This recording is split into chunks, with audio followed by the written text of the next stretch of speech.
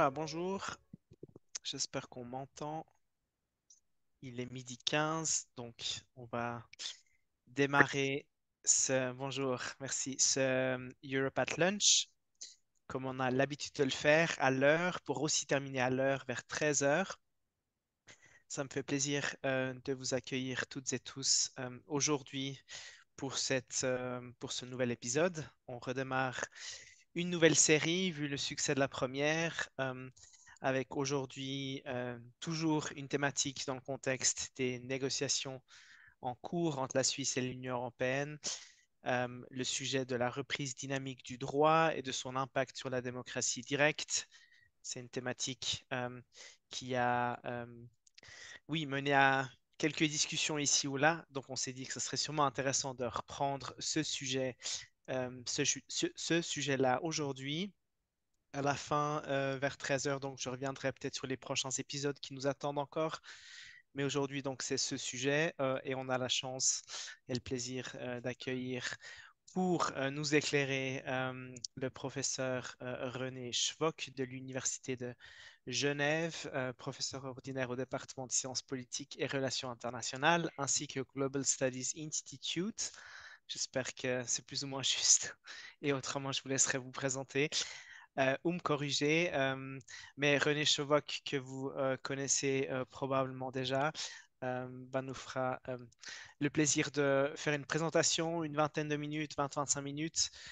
Les slides, on les a préparés dans les deux langues pour les germanophones et la discussion qui s'en suivra, comme déjà annoncé, euh, en français, en allemand, il ne faudra pas hésiter à poser les questions, vos questions dans les deux langues pour qu'on puisse réagir à tout ça. Donc voilà, je crois qu'on peut gentiment démarrer.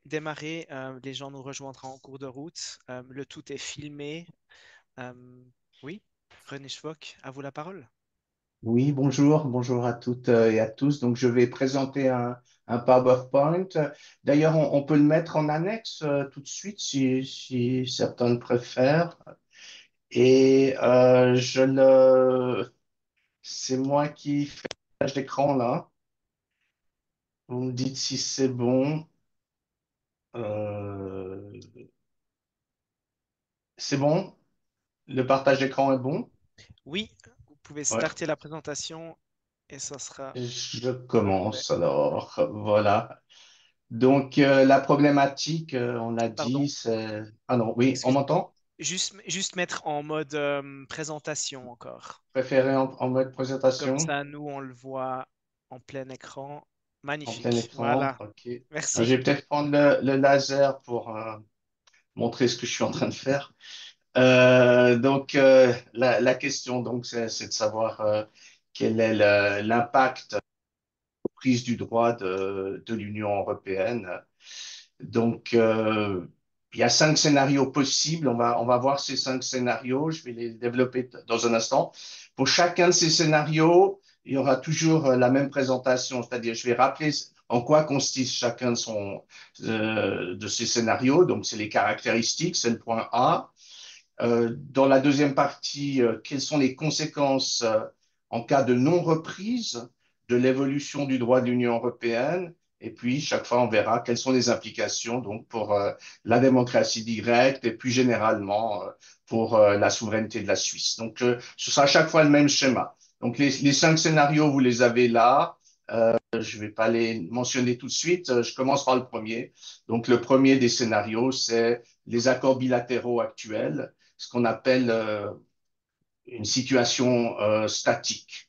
Donc, de quoi je parle? Je parle donc de tous les accords bilatéraux que la Suisse a avec l'Union européenne, sauf Schengen, sauf l'aviation, sauf l'arrêt des 24 heures. Enfin, l'essentiel des accords bilatéraux sont couverts par donc le premier scénario que je mentionne.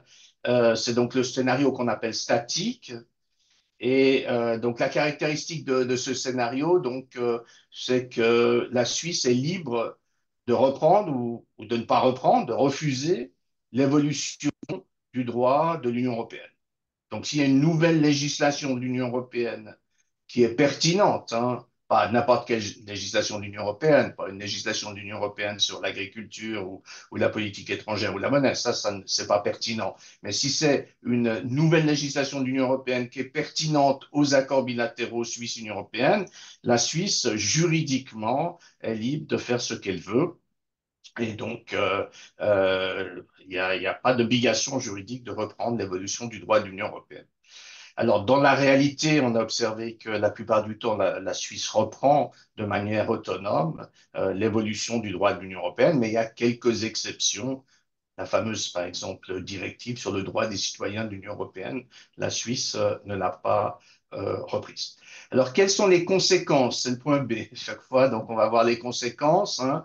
Quelles sont les conséquences de cette situation, de ce cas d'étude? Eh ben, c'est que l'Union européenne n'est pas contente. Ça fait longtemps qu'elle l'a fait savoir, en tout cas depuis 2005 ou 2008. L'Union européenne dit qu'elle n'est pas contente parce qu'elle considère que c'est pas fair, elle considère que c'est pas honnête, parce que au fond la Suisse reprend ce qu'elle veut et pas nécessairement tout, et donc les règles du jeu ne sont pas conservées, sont pas respectées. Il n'y a pas de level playing field comme on dit. Et donc, c'est pas du jeu, quoi. C'est comme si certains pouvaient jouer au football avec les mains et d'autres pas. Donc, la Suisse aurait le droit de jouer au football avec les mains, mais l'Union européenne n'aurait pas le droit de jouer au football avec les mains. Donc, pour l'Union européenne, ce n'est pas honnête et il faut que ça change. Ça fait longtemps qu'elle le dit. Elle a adopté un certain nombre de mesures, bon, que j'appelle sanctions pour simplifier, contre la Suisse. Entre autres, elle a exclut en partie les universités suisses des programmes de recherche européens en matière universitaire, même si c'était un peu atténué ces derniers temps. Et puis, l'Union européenne est en train de réintroduire des barrières non tarifaires de façon un peu subtile, c'est-à-dire qu'elle ne dit pas, l'Union européenne, je réintroduis les barrières non tarifaires, elle ne dit pas, je remets en cause donc l'accord sur l'abolition des barrières non tarifaires, elle ne dit pas des choses comme ça, mais elle dit que la mise à jour des actuels accords n'est pas garantie et que de facto, donc, la Suisse se retrouve avec des nouvelles barrières non tarifaires. Alors, on l'a déjà observé sur les instruments médicaux et ça menace donc sur la pharma, sur le textile, sur les machines. Ça menace que l'Union européenne donc introduise ou réintroduise des barrières non tarifaires. Et puis, comme vous le savez, une des conséquences de la mauvaise humeur de l'Union européenne, c'est qu'il n'y a pas de nouveaux accords importants avec la Suisse. Particulièrement sur l'électricité, où depuis longtemps, la Suisse aimerait un accord avec l'Union européenne. Donc, les conséquences matérielles de la situation actuelle, donc, c'est une situation d'instabilité, une situation de menace pour la Suisse. Alors, troisième point, donc toujours la même méthodologie, le point C, les conséquences sur les droits du Parlement, sur la démocratie directe, sur la souveraineté. Eh bien, de facto, c'est pas grave, hein, puisque la Suisse peut maintenir sa démocratie directe, les droits du Parlement, elle peut voter et ne pas reprendre l'évolution du droit de l'Union européenne. Maintenant, on a remarqué que dans la réalité, il y avait cette fameuse autonome Nachvollzug, bien connue, où la Suisse reprend l'essentiel, même si elle n'est pas obligée de le faire. Puis la situation actuelle aussi, c'est donc les sanctions. Alors, si les sanctions sont trop lourdes, cela affaiblirait la force de la place économique suisse, peut-être aussi son poids économique et politique international. Donc, ça renforce sa vulnérabilité et quelque part, ça diminue la souveraineté réelle de la Suisse de se retrouver dans cette situation, donc de subir des sanctions de la part de l'Union européenne. Donc, pour résumer, démocratie directe, droits du Parlement ne sont pas touchés d'un point de vue formel, mais d'un point de vue matériel, il y a quand même une vulnérabilité qui est beaucoup plus grande et quelque part, c'est une perte de souveraineté d'être vulnérable. Maintenant, je passe au deuxième point, qui sont les accords bilatéraux qu'on appelle trois, donc ceux qui sont discutés actuellement. L'expression bilatéraux trois, elle n'est pas enregistrée, hein, c'est pas un trademark. Mais en fait, personne ne sait comment très bien nommer ce que l'on négocie actuellement. Enfin, appelons-les accords bilatéraux 3 pour être simple. Donc, ça fait depuis 2008 que on réfléchit à cette question. Il y a eu déjà un premier cycle qui a échoué, comme vous le savez, et puis maintenant, donc, on est dans une deuxième phase de négociation, donc d'une reprise dynamique. Alors, ça correspond à quoi? Ça correspond à, donc, à la plupart des accords bilatéraux entre la Suisse et l'Union européenne, et particulièrement la libre circulation des personnes, le transport routier, l'agriculture, donc les obstacles techniques au commerce sur l'agriculture, les obstacles techniques au commerce, etc. Donc, voilà ce dont je parle. Grosso modo, la problématique que je vais développer maintenant, c'est la même que l'accord cadre institutionnel. Ce dont on discute maintenant, en ce qui concerne en tout cas la reprise dynamique de l'évolution du droit de l'Union européenne et le mécanisme de règlement des différends, c'est la même problématique dans les très grandes lignes. Hein. C'est la même problématique que celle qu'on avait déjà vue toutes ces dernières années sur l'accord cadre institutionnel. Il y a pas de vraiment de différence sur cette question-là. Alors, donc, on parle dans ce scénario de reprise dynamique, moi je qualifie de niveau 1 ou de soft, de reprise dynamique de niveau soft, c'est pour ça que je l'appelle niveau 1. Donc, ça veut dire quoi? Ça veut dire que s'il y avait un accord entre la Suisse et l'Union européenne, s'il y avait des accords bilatéraux 3, la Suisse devrait reprendre, c'est vrai, automatiquement toute nouvelle législation pertinente de l'Union européenne. Donc ça, c'est le grand changement par rapport à la situation actuelle où la Suisse ne s'est pas engagée à reprendre l'évolution du droit de l'Union européenne. Mais le Parlement, le peuple, par la démocratie directe, peuvent refuser d'adopter la nouvelle législation pertinente. Et si c'est le cas, alors cela implique un règlement du différend. Et donc, on va parler de ces conséquences de non-reprise. Donc, quelles sont les conséquences de non-reprise, hein, c'est le point bleu. Ben, s'il y a une non-reprise par la Suisse de la nouvelle loi de l'Union européenne, comme vous le savez, il faut que le comité mixte d'experts se réunisse, essaie de trouver une solution. Supposons qu'il ne trouve pas de solution, alors on s'adresse à un tribunal arbitral ad hoc qui sera créé, qui devra essayer de trouver une solution. Donc il y aura trois juges, un suisse, un de l'Union européenne et un désigné par les deux parties. Alors, si ce tribunal arbitral n'arrive pas à se mettre d'accord, il va demander l'avis de la Cour de justice de l'Union européenne. En règle générale, effectivement, il devra demander l'avis de la Cour de justice puisqu'on parle de reprise du droit de l'Union européenne. Donc, si ça concerne le droit de l'Union européenne, il faudra demander l'avis de la Cour de justice de l'Union européenne. Et donc, il y aura un avis, et l'avis de la Cour de justice, on peut supposer qu'il sera plutôt favorable au point de vue du juge de l'Union européenne. Hein. Il y a peu de chances qu'il soit favorable au point de vue de la Suisse. Et cet avis sera contraignant pour le tribunal arbitral. Alors, comment je le sais? C'est parce qu'au début des nouvelles négociations, la Suisse et l'Union européenne ont conclu ce qu'on appelle un common understanding.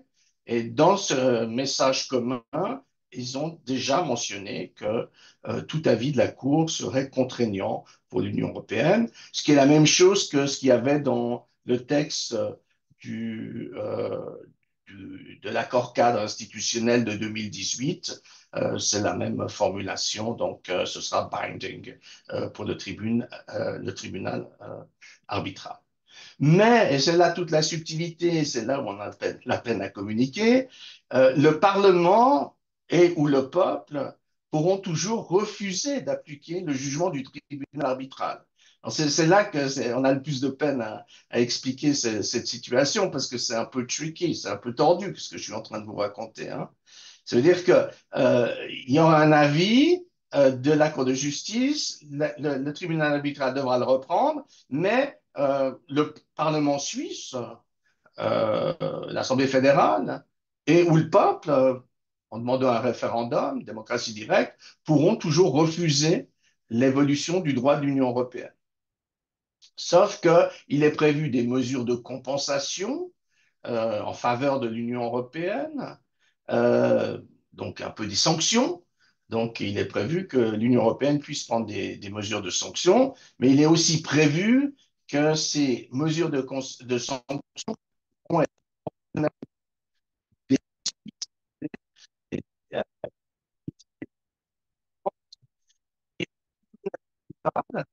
pour limiter des sanctions.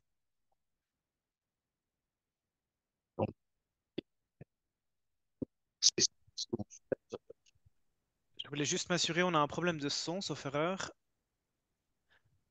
Est-ce que je suis le seul? Non, je crois pas. Alors, je propose autrement que le public mette sur pause sa vidéo. Ça permet parfois un petit peu d'alléger les flux et puis de refaire un test avec Monsieur Schwock.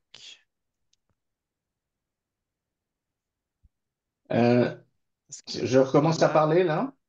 C'est bon Oui, maintenant? maintenant c'est de nouveau bon. C'est de Merci. nouveau bon.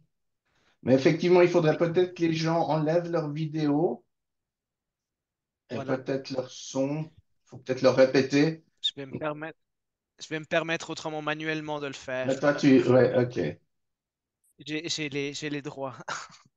Vous pouvez continuer, je crois, c'est tout bon, Il y merci. a encore quelqu'un dont je vois la photo, mais est-ce que je reprends quelque part? Je reprends quelque part ou... Oui, je pense qu'il y a 1 minute et demie. Non, mais où est-ce à quel moment on m'a plus entendu? Maintenant, j'ai perdu le fil. Est-ce que... Ouais, j'étais concentré sur les sanctions en cas de non-reprise. Merci beaucoup. Les sanctions en cas de non-reprise. Mais dans le cas de le scénario 2 Sur cette dynamique? slide, là, on Ouais, était ouais. tout bon. Ouais. Donc, en cas de... Donc, si... donc, le Parlement et le peuple ont toujours le droit de ne pas reprendre la décision du tribunal arbitral, mais il y aura donc des mesures de sanctions prises par l'Union européenne, des mesures dites de compensation, mais ces mesures peuvent pas être n'importe quelle mesure. C'est un tribunal arbitral qui devra décider de la proportionnalité de ces mesures et donc éviter qu'elles soient trop importantes. Donc, point C, en ce qui concerne ce deuxième scénario, le droit de refus du Parlement et du peuple sont sauvegardés. Donc, la démocratie directe est sauvegardée. On pourra donc toujours, par exemple, pour répondre à la question, hein, organiser un référendum. Donc, 50 000 citoyens pourront toujours demander d'organiser un référendum.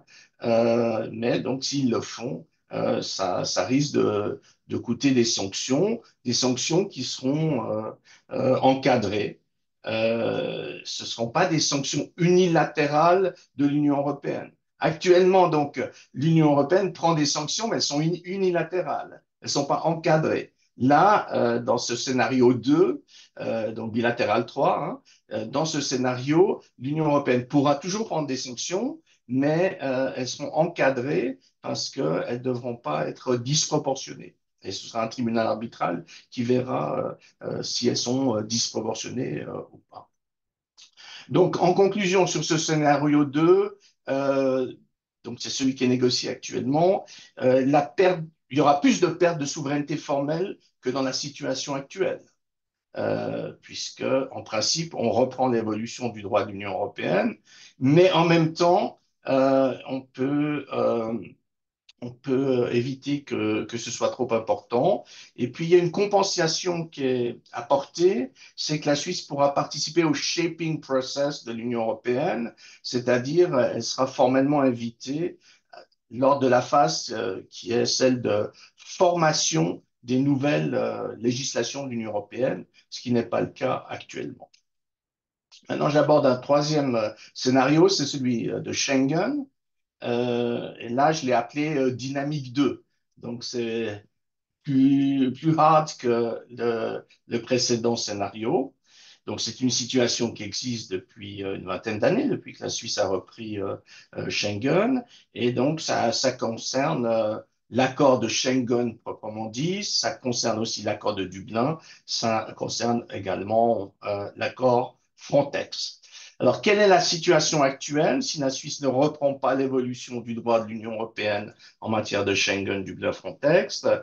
Eh bien, c'est plus dur que dans le scénario 2, puisque la Suisse est exclue de Schengen, de Dublin ou de Frontex dans les 3 mois après le refus de la Suisse de reprendre ce genre de nouvelle législation. Alors, politiquement, c'est difficile à imaginer que la Suisse serait vraiment exclue, mais enfin, d'un point de vue juridique, la Suisse serait exclue. Donc, quels sont les droits du Parlement et du peuple dans ce scénario? Donc, le point C. Alors, formellement, sont sauvegardés de nouveau, d'un point de vue juridique, hein. Ils sont sauvegardés puisque on peut, le Parlement suisse ou le peuple suisse peuvent dire non, on ne veut pas la nouvelle évolution du droit de l'Union européenne. Et comme vous le savez, on a déjà 3 cas d'études, puisqu'on a eu 3 référendums contre l'évolution du droit de l'Union européenne. Vous vous souvenez du référendum de 2009 sur les passeports biométriques, le référendum de 2019 sur certaines armes semi-automatiques, et puis le référendum plus récent de 2022 sur la participation, l'augmentation de la participation de la Suisse à Frontex. Donc, dans ces 3 cas, effectivement, on voit, voilà, c'est clair, les droits formels de référendum ont été maintenus, ou ça aurait pu être le Parlement hein, qui aurait pu refuser de reprendre le nouveau droit de l'Union européenne. Alors, cette perte de souveraineté formelle, elle est aussi compensée par un gain de participation matérielle, puisque la Suisse peut participer au shaping process, les conseillers fédéraux peuvent même participer aux réunions du Conseil des ministres. Mais je dis que c'est un niveau 2, que c'est un dynamique, mais plus fort, car plus fort que les bilatérales 3, parce que la sanction, c'est l'expulsion. Contrairement à ce qui est négocié dans les bilatérales 3, ou ce qui a été négocié dans l'accord institutionnel, si la Suisse ne reprend pas l'évolution du droit, il n'y a pas de possibilité juridique de modérer la sanction d'expulsion par un tribunal arbitral qui jugerait de la proportionnalité. Alors, comme c'est déjà 1h moins 20, je vais aller plus vite. Je mentionne très rapidement l'espace économique européen. Je ne pense pas du tout que c'est un scénario qui est plausible dans ces prochains temps, mais je dirais qu'il est encore plus fort au niveau de la reprise dynamique que les 2 précédents scénarios. C'est pour ça que je le qualifie de niveau 3. On va dire qu'il est plus hard encore que Schengen parce que c'est une reprise automatique de toute nouvelle législation pertinente de l'UE, parce que le champ de lait est beaucoup plus large, mais de nouveau, le Parlement ou le peuple suisse pourrait adopter. S'il l'adopte, l'Union européenne pourrait prendre des sanctions dans n'importe quel domaine, alors que dans le Common Understanding, il est marqué que ce serait en principe plutôt dans le domaine incriminé. Et puis, ces sanctions toucheraient pas que la Suisse, mais tous les pays de la l'AELE qui font partie de l'espace économique européen. Donc, même les autres pays de la l'AELE qui veulent reprendre les nouvelles législations de l'UE ne pourraient pas les reprendre. Alors, de nouveau, dans le cas et les droits de refus du Parlement et du peuple sont sauvegardés, mais il y aurait des très fortes pressions parce que dans les haies, il y a une EFTA Surveillance Authority. C'est l'équivalent de la Commission européenne qui peut à tout moment contrôler ce que fait la Suisse, alors que dans les négociations bilatérales 3, comme dans l'accord institutionnel, la Suisse avait obtenu qu'il n'y ait pas de mécanisme supranational pour contrôler la Suisse. Et puis, il n'y a pas de mécanisme pour de maintenir la proportionnalité des sanctions de l'Union européenne. Donc, d'un point de vue formel, c'est plus dur, l'espace économique européen. Là, sur cette slide 15, j'aborde un autre point, mais très rapidement, je ne vais pas le détailler maintenant, mais l'autre point, c'est si un autre pays du pilier ALE de les refuse l'évolution du droit de l'Union européenne, la Suisse est prise dans une dynamique supranationale qu'elle ne maîtrise pas. Donc, je m'explique. Si la Norvège refuse l'évolution du droit de l'Union européenne, la Suisse ne pourrait pas reprendre l'évolution de l'Union européenne et elle subirait donc des sanctions de la part de l'EFTA Surveillance Authority, de l'Union européenne. Et donc, il y a une perte de souveraineté qui est très importante dans l'espace économique européen. Mais je ne développe pas ça puisque je suis un peu en retard. Et puis, le cinquième scénario, ben, c'est l'adhésion. Donc, dans l'hypothèse où la Suisse adhère à l'Union européenne, ben, elle doit reprendre l'évolution du droit de l'Union européenne de manière automatique, sauf si elle négocie des opting out, par exemple, comme la Suède qui ne reprend pas l'euro. Mais en principe, donc, reprise automatique de l'évolution du droit de l'UE. Et puis, conséquence en cas de non-reprise, les sanctions économiques de la part de la Commission sont importantes, généralement après un jugement de la Cour de justice de l'UE. Et donc, voilà, on peut très bien, par exemple, ne plus verser de l'argent à la Suisse et la sanctionner de mille et une autres manières en lui faisant donc payer des impôts des amendes, pardon, pour son non-respect du droit de l'Union européenne. Alors, on ne peut pas exclure un État membre et on peut certes suspendre les droits de vote au Conseil des ministres d'un État membre en cas de non-reprise de l'évolution du droit de l'Union européenne, mais on le voit dans le cas hongrois qui ne veut pas reprendre certaines législations de l'Union européenne. On voit que c'est très difficile et que ce n'est pas appliqué pour l'instant. Donc, en tout cas, en cas d'adhésion, effectivement, on ne pourrait pas voter formellement sur le droit de l'Union européenne. Il y aurait une petite marge de manœuvre s'il s'agit d'un cadre, hein, d'une directive. Là, on peut un petit peu voter, mais c'est sur des éléments marginaux. Alors, bien entendu, on sait la compensation pour la Suisse, c'est que le Conseil fédéral participerait au Conseil des ministres, qu'il y aurait des députés suisses au Parlement européen. Donc, ça compense la perte de souveraineté. Donc, la perte de souveraineté formelle de la Suisse est compensée par un gain de participation matérielle euh, à l'adoption de nouvelles lois de l'Union européenne, mais c'est un gain de participation matérielle pour le Conseil fédéral pour des parlementaires directement élus, mais ce ne serait pas effectivement un gain de participation pour le Parlement suisse ou pour le peuple en cas de démocratie directe. Donc voilà, en conclusion, les droits du Parlement et du peuple sont maintenus dans les scénarios 1, 2, 3 et 4. Euh, la pression de l'UE est moins forte dans le scénario accords bilatéraux 3, puisque c'est une reprise dynamique, mais seulement de niveau 1. Donc, c'est une pression moins forte que dans le scénario Schengen ou dans le scénario espace économique européen. Et puis, en toute conclusion, donc, je dis qu'il faut se garder quand même d'une analyse trop juridique et trop institutionnelle dans la réalité. La reprise de l'évolution du droit de l'Union européenne est essentiellement une question d'intérêt économique et politique, ainsi que de rapport de force. Et donc, si véritablement, en d'autres termes, l'Union européenne impose à la Suisse des reprises de l'évolution de son droit parce qu'elle considère que la Suisse ne respecte pas les règles du jeu, eh bien, ce sera ça, à mon avis, qui sera déterminant. Voilà, je vous remercie pour votre attention et donc on a un petit quart d'heure pour répondre aux questions. Merci beaucoup. Merci pour cette présentation et l'aperçu de ces différents scénarios et leur implication en matière de reprise du droit.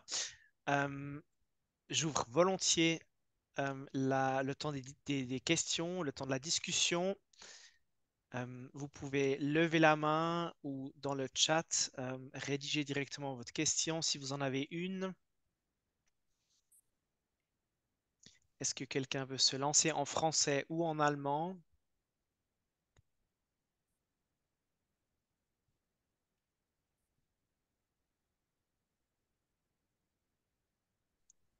Ralph. Oui, je vais peut-être commencer.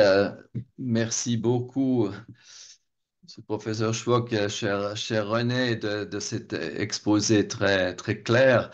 Euh, Évidemment, dans le cadre des accords Schengen, Dublin et Frontex, on est dans un contexte véritablement intergouvernemental où l'aspect communautaire n'est pas présent. Donc, on est dans un autre cadre d'accord. Et la difficulté quand on est des accords avec l'Union européenne, c'est qu'on est dans un cadre où d'un côté, il y a une institution supranationale qui englobe plusieurs intérêts euh, et la Suisse qui est un État classique qui essaie d'avoir un accord bilatéral. Et la difficulté, c'est de satisfaire dans ces accords les 27 membres qui sont du côté de l'Union européenne. Donc, ma question est une question additionnelle par rapport aux sanctions. Dans quelle mesure les États membres peuvent pousser la Commission à sanctionner la Suisse dans un domaine qui leur est propre. Donc, est-ce qu'on est confronté et dans quelle situation aussi dans la même échelon de gravité des sanctions possibles par rapport aux intérêts des États membres en particulier qui voudront dire oui, mais alors euh, faites quelque chose contre la Suisse dans ce domaine-là parce qu'ils n'ont pas respecté ceci et cela. Donc le scénario que j'aimerais voir un peu de ton côté, c'est euh, que faut-il que la Suisse fasse dans les différents cas par rapport euh, à la diplomatie bilatérale? On essaye d'un côté d'avoir des bonnes relations avec la Commission européenne, mais de l'autre côté, il faut toujours avoir un œil sur les États membres. Est-ce qu'on peut différencier cela selon les scénarios, selon les scénarios que tu as présentés? Merci. Euh, Merci, Ralph. Je suis pas sûr d'avoir bien compris la question. J'ai peur de répondre de travers. Ben, a priori, pour moi, c'est à peu près la même chose du scénario 2, donc accord bilatéraux 3, et le scénario Schengen. Le rapport aux États membres, hein, c'est ça la question, le rapport aux États membres de la Suisse me paraît être le même, non? Est-ce que c'est vraiment plus intergouvernemental, Schengen, Dublin? Oui, il me semble. Un peu plus, oui, peut-être. Mais je veux dire, dans tous les cas, la Suisse essaye toujours de faire pression sur les États membres, hein, et surtout sur les plus importants, et elle essaye de les diviser. Je suis pas sûr qu'il y ait une grande différence de nature. Par contre, l'espace économique européen, là, oui, parce que on est enfermé dans la dynamique du pilier AELE, et donc il faudrait négocier aussi avec la Norvège, l'Islande et Liechtenstein. Donc là, c'est un three-level game. Le Conseil fédéral doit négocier avec l'Union européenne, avec les pays de l'AELE et avec la population suisse, ce qui est encore plus compliqué. Tout à fait. Merci beaucoup. Merci. Werner Pachinger. Question? Ich spreche auf Deutsch, wenn es geht. Ist Das einfacher. passt. Ja. Meine, die ganzen Verhandlungen, die sind ja noch im Gange und wir sehen ja dann, was da rauskommt. Aber ich habe prinzipiell eine Frage bezüglich gemeinsamer Ausschuss Schiedsgericht. Äh, Man hört ja da auch oder hört und liest da sehr viele Gerüchte, aber welchen Stellenwert hat schlussendlich, sagen wir, der gemeinsame Ausschuss, falls der dann kommt, oder das Schiedsgericht? Weil schlussendlich ist ja die Position, was man so hört, von der EU immer noch der EU-Gerichtshof, der schlussendlich dann entscheidet. Aber wie sieht das aus? Also ich habe mich da ein bisschen mit dem EWR befasst und da gibt es ja auch EWR-Gerichtshof und so. Aber wenn man da so die Gerichtsurteile anschaut, dann ist das eigentlich Peanuts, was die da entscheiden.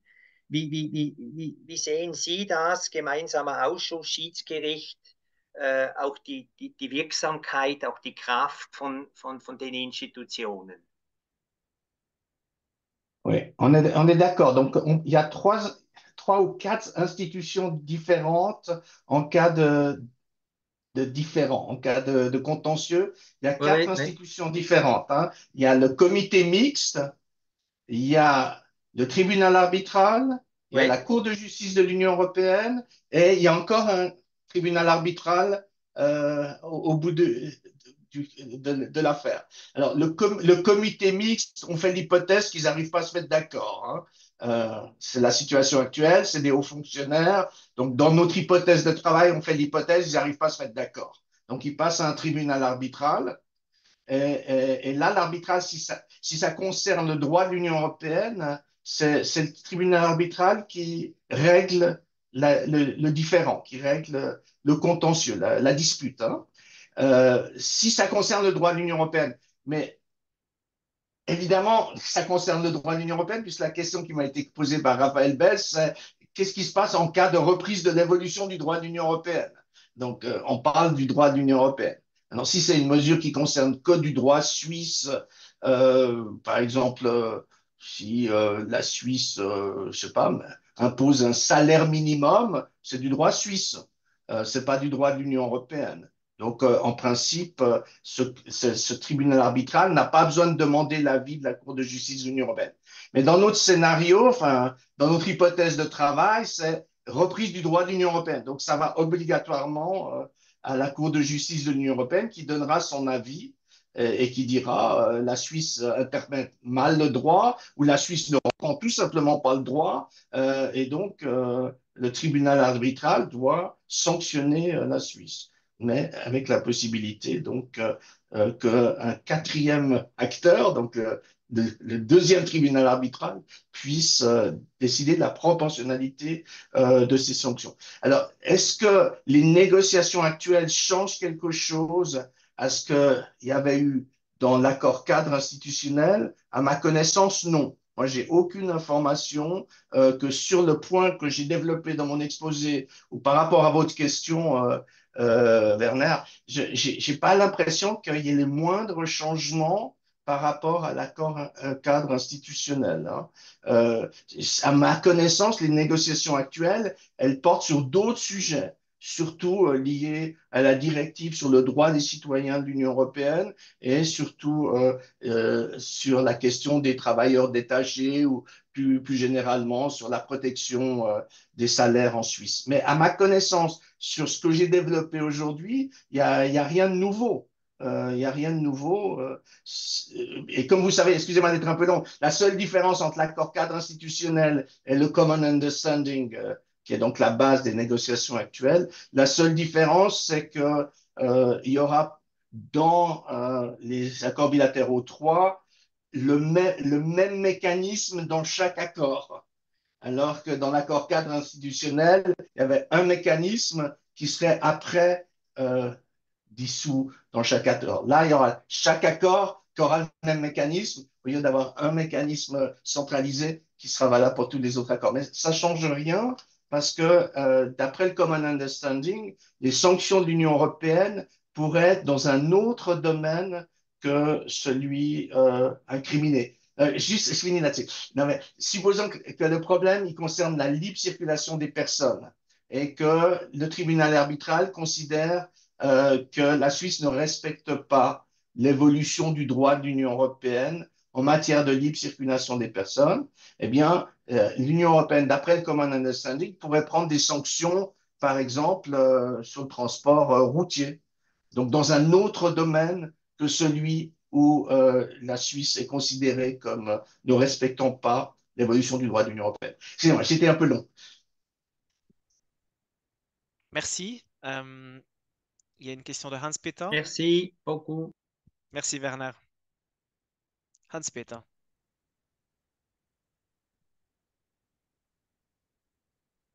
Est-ce que Hans-Peter Cheney est là?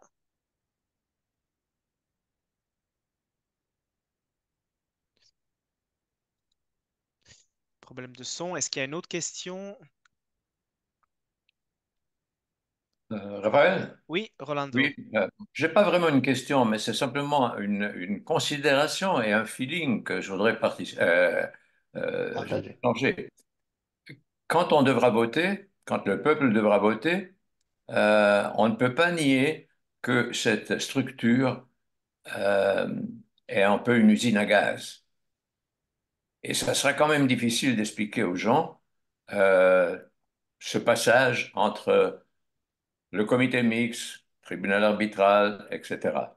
Et quand on sait que l'UDC, les opposants, visent beaucoup le droit européen et l'adoption, ils disent direct, du droit européen, les juges étrangers et tout ça, ça sera quand même un point fondamental dans l'explication qu'il faudra donner au peuple.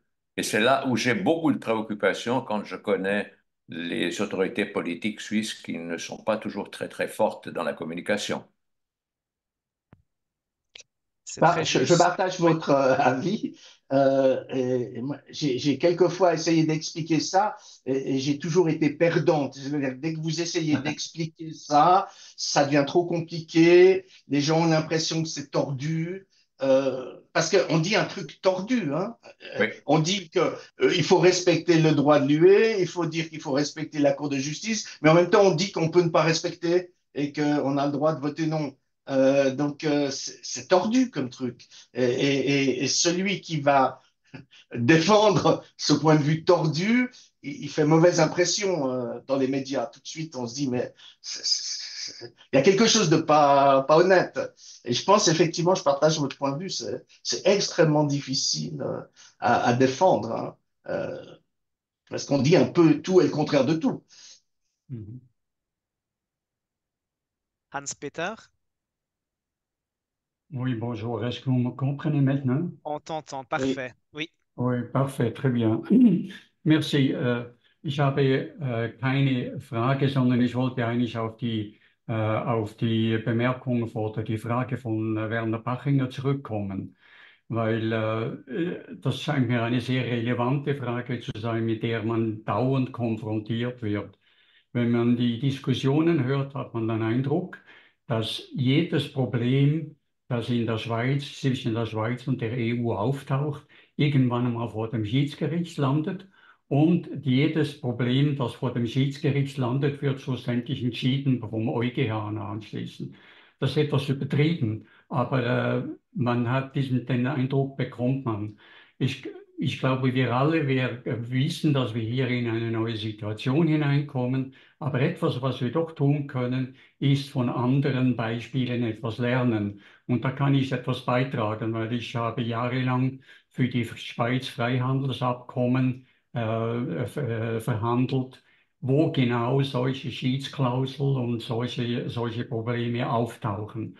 Und die Schweiz hat mehr als 30 dieser Freihandelsabkommen mit verschiedenen Ländern abgeschlossen, wo ein Schiedsgericht vorgesehen ist. Bisher ist kein einziger Fall aufgetaucht, wo ein Schiedsgericht zur Diskussion eingreifen musste.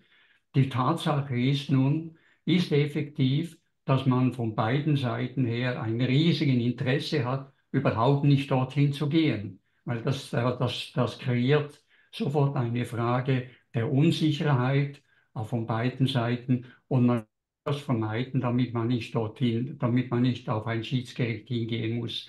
Das hat man in den Freihandelsabkommen gemacht. Man kann auch davon ausgehen, dass es der Fall sein wird. Auch wenn man die Freihandelsabkommen der EU anschaut, die EU selber hat Freihandelsabkommen mit anderen Ländern abgeschlossen und es gibt sehr, sehr wenig Fälle, die effektiv vor einem Schiedsgericht gelandet sind. Das ist die eine Frage. Die zweite Frage, EuGH. Natürlich, es ist ja nicht so, dass jedes Mal, wenn das Schiedsgericht jetzt mit einer Frage konfrontiert wird, jedes Mal diese Frage automatisch an den EuGH gerichtet wird, sondern nur, wenn es um Begriffe des Europarechtes geht, die für die Entscheidung des Falles wichtig sind. Alles andere entscheidet das Schiedsgericht selber.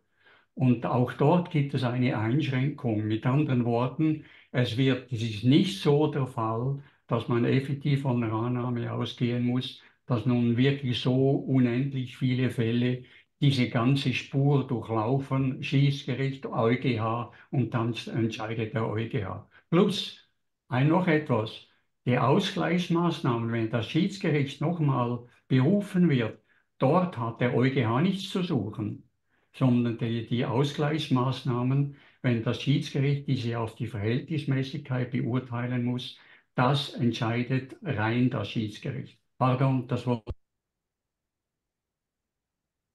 Merci, Hans-Peter. Est-ce que, Monsieur Schwab, Oui, vous vouliez encore réagir? peut-être.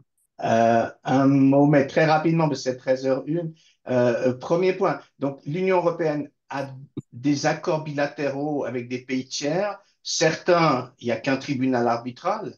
Parfois, il n'y a pas de tribunal arbitral. Mais il y en a des accords bilatéraux avec des pays tiers où il y a la même chose qu'avec la Suisse, c'est-à-dire qu'en cas de désaccord, il faut se référer à la Cour de justice de l'Union européenne. Donc, c'est les accords avec excusez-moi, l'Ukraine, la Moldavie et la Géorgie. Dans ces trois accords, il y a déjà ce système hein, que si ça concerne le droit de l'Union européenne, ça doit être référé à la Cour de justice de l'Union européenne. Vous avez dit tout à l'heure, il faut que ce soit important, que ce soit wichtig. Ça, je suis pas sûr que le mot wichtig soit mentionné. Ça c'est peut-être que l'Union européenne considérera que ce qui est un détail pour la Suisse est très important pour l'Union européenne. Donc ça, c'est difficile à dire aujourd'hui. Je finirai là-dessus. L'avantage, disons, le succès des négociateurs suisses, c'est qu'il y a le deuxième tribunal arbitral qui peut juger de la proportionnalité des mesures prises par le premier tribunal arbitral qui applique le droit de l'Union européenne et de la Cour de justice. Ça figure pas dans les accords avec l'Ukraine, Moldavie, Géorgie. Donc ça, c'est en guillemets un succès.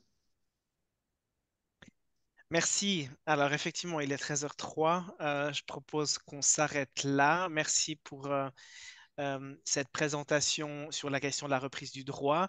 Je note que peut-être qu'il faudra qu'on réapprofondisse cette question du mécanisme de règlement des différends, qui est effectivement une thématique qui va, je pense, provoquer encore un certain nombre de discussions dans les semaines à venir. Mais en tous les cas, on va continuer avec ce genre de format. On a toute une série qui est prévue jusqu'à décembre. Le prochain épisode, c'est dans 3 semaines avec la professeure Christa Tobler de l'Université de Bâle sur la question de la double majorité, si c'est nécessaire ou pas. Donc, elle interviendra en allemand. On aura, et ça c'est déjà aussi confirmé, le 5 novembre, Luca Gobo de la conférence des cantons pour nous éclairer sur l'importance de cette thématique, de ces négociations et l'impact que ça pourrait avoir ou que ça aura sur les cantons. Donc, n'hésitez pas à aller faire un tour sur notre site internet.